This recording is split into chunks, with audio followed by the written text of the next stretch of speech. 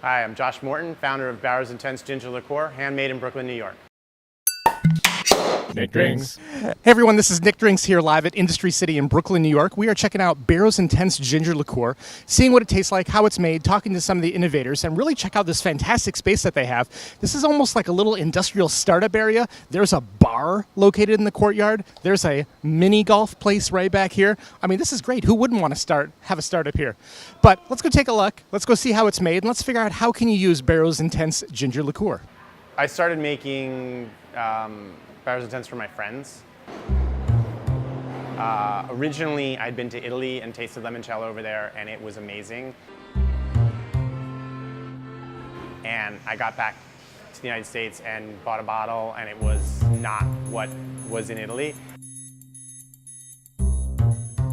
We start with 200 pounds of fresh ginger in a batch. We use two different types of ginger in our liqueur. We use Peruvian ginger, and then we use a Hawaiian ginger that's grown in China. We take the ginger and we trim it. We keep the skin on. The skin of ginger has a lot of great flavor in it. It then goes over into our buffalo chopper.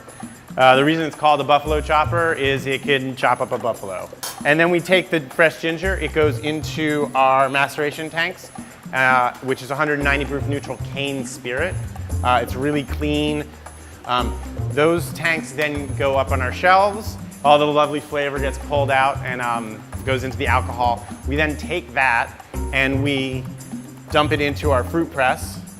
We just strain it. We're not filtering at all, so all that fresh ginger that's in the alcohol still maintains.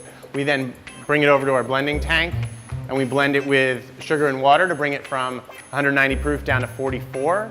And then the whole thing gets racked for time to let the heavy particles settle. So when you get the bottle, it doesn't have chunks of ginger in it, but you still have those fine ginger particles. So if you look at the bottle, it's slightly cloudy. You might have a little bit of sediment in it. And that's what keeps it fresh and tasting like you made it yourself. I happen to have a friend who was making limoncello, and he also then made experimental batches with other flavors, and they were delicious, and he sent me the recipe and I started playing around. So I would make a batch of limoncello and then I'd make an experimental batch. I did blood orange, grapefruit, horseradish, rosemary, you name it. And at one point there was some ginger in my house. I'm not really sure where it came from. I think my wife was using it for tea or something, and I was like, well, maybe I could use that. And my friends really loved that batch.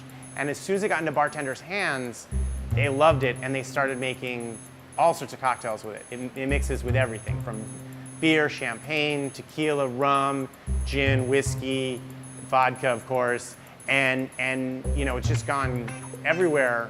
But what I'd like to do is introduce people back to that notion of that moment at the end of the meal where you just sort of sit back, get your phones all off, and you're just sipping on something it's got a good flavor to it.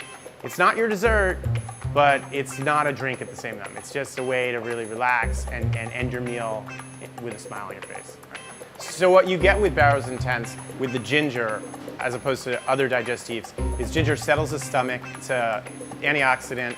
It is an energy booster, and it's an aphrodisiac. All four things I want at the end of my meal.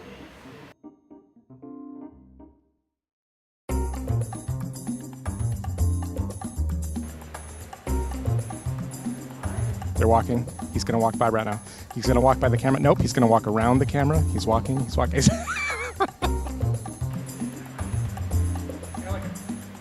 right, so let's do introduce yourself and your title.